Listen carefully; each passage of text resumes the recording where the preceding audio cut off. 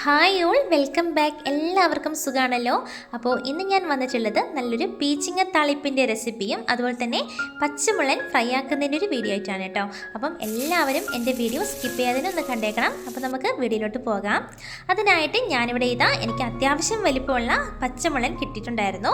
അതൊക്കെ ഞാനൊന്ന് വൃത്തിയാക്കിയിട്ടുണ്ട്. ഇനി മസാലയ്ക്ക് നല്ല രീതിയിൽ പിടിക്കാൻ വേണ്ടിയിട്ട് ഞാൻ ഈ മീനിൻ്റെ രണ്ട് ഭാഗത്തായിട്ടും ഇങ്ങനെ ചെറുതായിട്ടൊന്ന് വരഞ്ഞു കൊടുക്കുന്നുണ്ട് കേട്ടോ. മസാലയ്ക്ക് നല്ലതുപോലെ പിടിക്കാൻ വേണ്ടിയിട്ടാണ്. ഇനി ഒരു ബൗളിലേക്ക് ഞാനിവിടെ ഇഞ്ചിയും വെളുത്തുള്ളിയും ചെറുതായിട്ട് ചതച്ചതാണ് എടുത്തിട്ടുള്ളത്. തൊലിയൊക്കെ കളഞ്ഞ് വൃത്തിയാക്കിയതിന് ശേഷം ചതച്ചെടുത്തതാണ് കേട്ടോ. നിങ്ങൾക്ക് നല്ലതുപോലെ പേസ്റ്റ് രീതിയിലാക്കണമെങ്കിൽ അങ്ങനെ ചെയ്യാം. ഇനി ഇതിലേക്ക് ആവശ്യമായിട്ടുള്ള മഞ്ഞൾപ്പൊടി ഞാനിവിടെ ചേർത്ത് കൊടുത്തിട്ടുണ്ട്. മഞ്ഞൾപ്പൊടി ചേർത്ത് കൊടുത്തു കഴിഞ്ഞാൽ ഇനി അടുത്തതായിട്ട് ചേർക്കുന്നത് മുളക് പൊടിയാണ്. ഞാനിവിടെ കാശ്മീരി മുളക് പൊടിയാണ് ചേർക്കുന്നത്. നിങ്ങൾക്ക് നിങ്ങളുടെ കയ്യിലുള്ള ഏത് മുളക് പൊടിയാണോ അത് ചേർത്ത് കൊടുക്കാം. അടുത്തതായിട്ട് വേണ്ടത് ഉപ്പാണ്. ആവശ്യത്തിന് ഉപ്പും കൂടി ചേർത്ത് കൊടുത്തിട്ടുണ്ട്. ഇനി ഇതിലേക്ക് ഞാൻ 1.5 ടീസ്പൂൺ വിനാഗിരിയാണ് ചേർത്ത് കൊടുക്കുന്നത്. വിനാഗിരി നിങ്ങളുടെ കയ്യിലില്ലെങ്കിൽ ചെറുനാരങ്ങ നീരെടുത്താലും മതി. മസാലയൊക്കെ നല്ലതുപോലെ മീനിലേക്ക് പിടിക്കാൻ വേണ്ടിയിട്ടാണ്. അതുപോലെ തന്നെ ഫ്രൈ ആക്കി കഴിഞ്ഞാൽ നല്ല ടേസ്റ്റും ഉണ്ടാവും. അതിന് വേണ്ടിയിട്ടാണ് ഞാൻ ഇവിടെ വിനാഗിരി ചേർത്തിട്ടുള്ളത്. ഇനി എല്ലാ മീനിലേക്കും നമ്മൾ മസാലയ്ക്ക് നല്ലതുപോലെ തേച്ച് കൊടുക്കുകയാണ് ചെയ്യുന്നത്. നമ്മൾ ആ മീൻ വരഞ്ഞതുകൊണ്ട് മസാലയ്ക്ക് നല്ലതുപോലെ ഇറങ്ങി കഴിക്കാൻ നല്ല ടേസ്റ്റ് ആയിട്ടുണ്ടാവും. ഞാൻ ഇവിടെ എല്ലാ മീനിലേക്കും മസാല ഇതുപോലെ തേച്ച് കൊടുക്കുന്നുണ്ട്. നല്ലതുപോലെ തേച്ച് കൊടുത്ത് കഴിഞ്ഞിട്ട് ഞാൻ ഏകദേശം ഇവിടെ 1 മണിക്കൂർ ഒന്ന് റെസ്റ്റ് ചെയ്യാൻ വേണ്ടി വെച്ചിട്ടുണ്ടായിരുന്നു. ഞാൻ ഫ്രിഡ്ജിലാണ് വെച്ചിട്ടുള്ളത്. നിങ്ങൾക്ക് ഫ്രിഡ്ജിൽ വെക്കണമെന്നൊന്നുമില്ല, പുറത്ത് വെച്ചാലും മതി കേട്ടോ. നമ്മൾ ഫ്രൈ ആക്കി എടുക്കുന്ന ഏതൊരു ഐറ്റംസ് ആയാലും നമ്മൾ ഇതേപോലെ ഒന്ന് മസാല തേച്ചതിന് ശേഷം കുറച്ച് സമയം റെസ്റ്റ് ചെയ്യാൻ വേണ്ടി വെച്ചാൽ ഫ്രൈ ആക്കി കഴിഞ്ഞാൽ നല്ല ടേസ്റ്റായിട്ട് നമുക്ക് കിട്ടും കേട്ടോ. അപ്പോൾ ഞാനിവിടെ 1 മണിക്കൂർ റെസ്റ്റ് ചെയ്യാൻ വേണ്ടി വെച്ചിട്ടുണ്ടായിരുന്നു. ഇതിലേക്ക് ഞാൻ കുറച്ച് കറിവേപ്പിലയും കൂടി ചേർത്ത് കൊടുക്കുന്നുണ്ട്.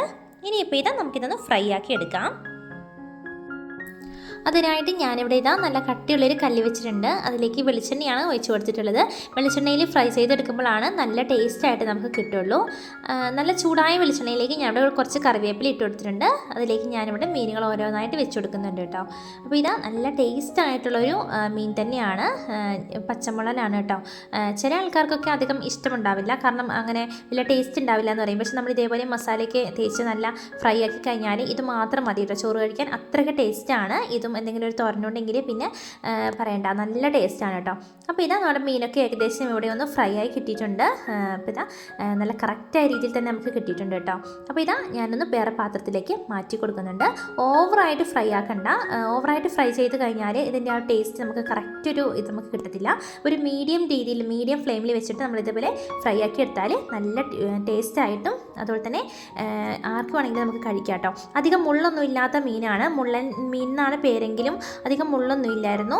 നല്ല രുചിയായിട്ടും അതുപോലെ തന്നെ കുട്ടികൾക്കൊക്കെ കൊടുക്കാൻ പറ്റുന്ന നല്ലൊരു മീൻ തന്നെയാണ് കേട്ടോ. നല്ല ടേസ്റ്റ് ആയിട്ടുള്ളൊരു മീൻ തന്നെയാണ് നമ്മുടെ ഈ മുള്ളൻ മീൻ എന്നാണ് ഞങ്ങളിവിടെ പറയുന്നത്. ഓരോ നാട്ടിലും ഓരോ പേരായിരിക്കും കേട്ടോ.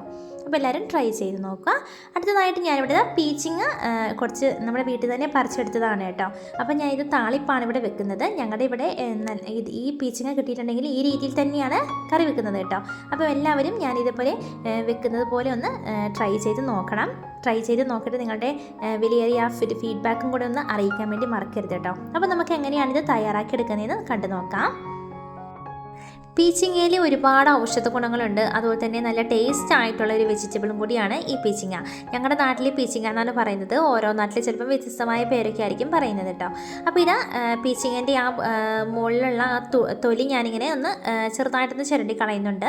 ഓവറായിട്ടൊന്നും കളയുന്നില്ല. ആ മുകളിലുള്ള ആ ഒരു നമ്മളിങ്ങനെ പിടിക്കുമ്പോൾ മനസ്സിലാവും.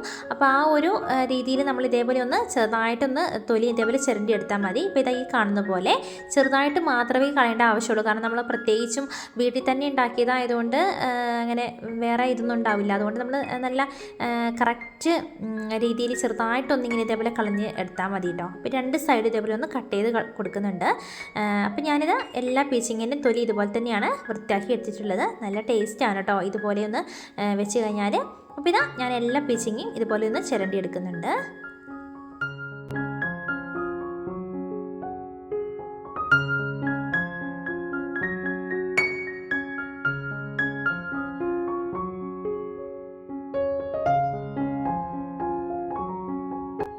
ഇപ്പോൾ ഇതാ തൊലിയൊക്കെ ചെത്തിയതിന് ശേഷം മൊത്തത്തിലൊന്ന് കഴുകി വൃത്തിയാക്കി എടുത്തിട്ടുണ്ട്. ഇനി ഇതാ ചെറുതായിട്ട് ഇതുപോലെ ഒന്ന് കട്ട് ചെയ്തെടുക്കണം. നമുക്ക് ഇഷ്ടമുള്ള രീതിയിൽ കട്ട് ചെയ്തെടുക്കാം. ഞാനിതുപോലെ ഇങ്ങനെ നാലായിട്ടൊന്ന് പിന്നെ മുറിച്ചതിന് ശേഷം ചെറുതായിട്ട് ഇങ്ങനെ ഒന്ന് കട്ട് ചെയ്തെടുത്തിട്ടുണ്ട്. നല്ല ടേസ്റ്റാണ് കേട്ടോ. അതുപോലെ തന്നെ എളുപ്പത്തിൽ നമുക്ക് തയ്യാറാക്കാൻ പറ്റും. വേറെ അധികം ഇൻഗ്രീഡിയൻസ് ഒന്നും ഇതിലേക്ക് ആവശ്യമായിട്ടില്ല. ഈ ഒരു പീച്ചിങ്ങയും അതുപോലെ തന്നെ ഒരു 3-4 പച്ചമുളകും മാത്രമേ നമുക്ക് ആവശ്യമായിട്ടുള്ളൂ. അപ്പോൾ ഇതാ ഞാൻ എല്ലാ പീച്ചിങ്ങയും ഇതേപോലെ ഒന്ന് കട്ട് ചെയ്തെടുക്കുന്നുണ്ട്. ഇനി നമുക്ക് ഇതിലേക്ക് ആവശ്യമായിട്ടുള്ളത് പച്ചമുളകാണ് കേട്ടോ. നമുക്ക് എരിവിന് ആവശ്യമായ പച്ചമുളകോ കാന്താരിമുളകോ ഒക്കെ എടുക്കാം. പക്ഷേ പച്ചമുളകാണ് ഈ താളിപ്പ് വെക്കുമ്പം ഏറ്റവും ടേസ്റ്റ് ആയിട്ടുള്ളത്. അപ്പോൾ ഇതാ ഞാൻ മൊത്തത്തിലൊന്ന് കഴുകി വൃത്തിയാക്കിയതിന് ശേഷം നമ്മൾ വേവിക്കുന്നതിലെ പാത്രത്തിലേക്ക് നമുക്ക് മാറ്റി കൊടുക്കാം. ഞാനിവിടെ മൺചട്ടിയിലാണ് വേവിക്കുന്നത്. അപ്പോൾ ഇതാ മൺചട്ടിയിലേക്ക് ഞാൻ പീച്ചിങ്ങയും പച്ചമുളകും കൂടി ഒന്ന് കട്ട് ചെയ്തിട്ട് ഇട്ട് കൊടുക്കുന്നുണ്ട്. ഇതിലേക്ക് ഇത് വേവാൻ ആവശ്യമായ വെള്ളവും കൂടെ നമുക്ക് ചേർത്ത് കൊടുക്കാം. അധികം വെള്ളമൊന്നും വേണ്ട, കാരണം ഈ പീച്ചിങ്ങിൽ നിന്നും വെള്ളം ഇറങ്ങും. അപ്പോൾ ഒരു ഗ്ലാസ് വെള്ളം മാത്രം ഇതിലേക്ക് ഒഴിച്ചു കൊടുത്താൽ മതി. അപ്പോൾ ഇതാ ഞാൻ കറക്റ്റ് ഒരു ഗ്ലാസ് വെള്ളം ഒഴിച്ചിട്ടുണ്ട്. ഇതിലേക്ക് ഇനി ആവശ്യമായിട്ടുള്ള ഉപ്പും കൂടി ചേർത്ത് കൊടുക്കാം. ഉപ്പും കൂടി ചേർത്ത് കൊടുത്താൽ മതി, വേറെ ഒന്നും ഇതിലേക്ക് ആവശ്യമായിട്ടില്ല കേട്ടോ. അപ്പോൾ ഞാൻ ഉപ്പും കൂടി ചേർത്ത് കൊടുത്തിട്ട് നമുക്കിത് മൊത്തത്തിലൊന്ന് മിക്സ് ചെയ്ത് കൊടുക്കണം. മിക്സ് ചെയ്ത് കൊടുത്തതിന് ശേഷം ആദ്യം ഒന്ന് ഹൈ ഫ്ലെയിമിൽ വെക്കുക. അതിനുശേഷം ലോ ഫ്ലെയിമിൽ നമുക്ക് കറക്റ്റ് ഒരു 10 മിനിറ്റ് കൊണ്ട് തന്നെ ഈ പീച്ചിങ് കറക്റ്റായിട്ട് നമുക്ക് വെന്ത് കിട്ടും കേട്ടോ. അപ്പോൾ ഇത് മൊത്തത്തിൽ ഞാനിവിടെ ഒന്ന് മിക്സ് ചെയ്ത് കൊടുക്കുന്നുണ്ട്. ഇനി നമുക്കിത് വേവിക്കാൻ വേണ്ടി ഗ്യാസിലേക്ക് വെക്കാം.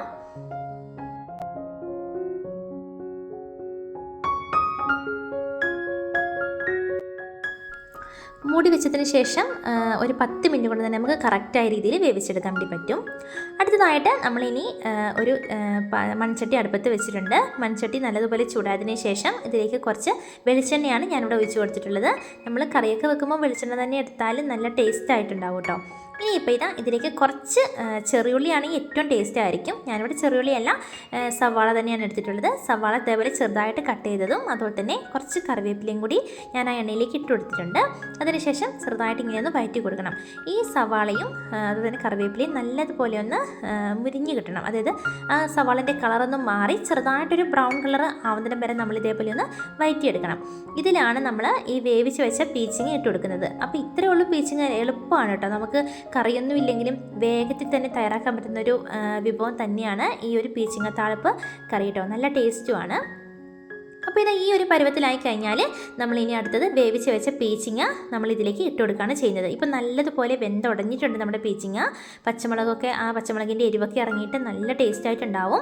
ഇപ്പോൾ ഇത് നമ്മൾ ഈ എണ്ണയിലേക്ക് നമ്മുടെ ഈ വേവിച്ച് വെച്ച പീച്ചിങ്ങ ഇട്ട് കൊടുത്തിട്ടുണ്ട്. നമുക്കിത് മൊത്തത്തിലൊന്ന് മിക്സ് ചെയ്തെടുക്കണം. നല്ല ടേസ്റ്റാണ് കേട്ടോ. ഇത് മാത്രം മതി നമുക്ക് ചോറിൻ്റെ കൂടെ കഴിക്കാൻ വേണ്ടിയിട്ട്. ഇതും ആ ഒരു മുള്ളൻ ഫ്രൈയും കൂടി ഉണ്ടെങ്കിൽ പിന്നെ ഒന്നും വേണ്ട കേട്ടോ. നല്ല ടേസ്റ്റാണ്. എല്ലാവരും ഇതുപോലെ ഒന്ന് തയ്യാറാക്കി നോക്കണം. കാരണം ഇതിലേക്ക് വേറെ പൊടികളുടെ ഒന്നും ആവശ്യമില്ല. അതുകൊണ്ട് കുട്ടികൾക്കൊക്കെ ആണെങ്കിലും നമുക്ക് കൊടുക്കാൻ പറ്റും. നല്ല ടേസ്റ്റാണ് കേട്ടോ. അപ്പോൾ ഇത് നല്ലതുപോലെ ഒന്ന് തിളപ്പിച്ച് നമുക്ക് അധികം ചാറില്ലാതെ ചെറുതായ ഒരു രീതിയിൽ പെരളം പോലെ നമുക്ക് എടുക്കാവുന്നതാണ് കേട്ടോ.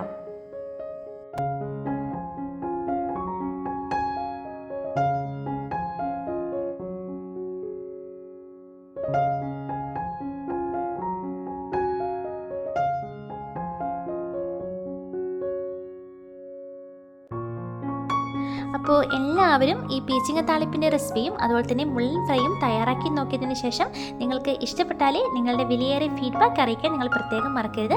കൂടെ എൻ്റെ ഈ ചാനലും കൂടി മറക്കാതെ എല്ലാവരും ലൈക്ക് ചെയ്യാനും ഷെയർ ചെയ്യാനും സബ്സ്ക്രൈബ് ചെയ്യാനും മറന്നു പോകരുത്. സബ്സ്ക്രൈബ് ചെയ്തതിന് ശേഷം തൊട്ടടുത്തുള്ള ബെല്ലൈക്കണും കൂടി പ്രസ് ചെയ്താൽ ഞാനിടുന്ന ന്യൂ വീഡിയോസൊക്കെ നിങ്ങൾക്ക് നോട്ടിഫിക്കേഷനായിട്ട് വരുന്നതായിരിക്കും. അപ്പോൾ ഇനിയൊരു നല്ല വീഡിയോയുമായി കാണുന്നതിനും വരെ bye from Asna Yasmin. Thank you all.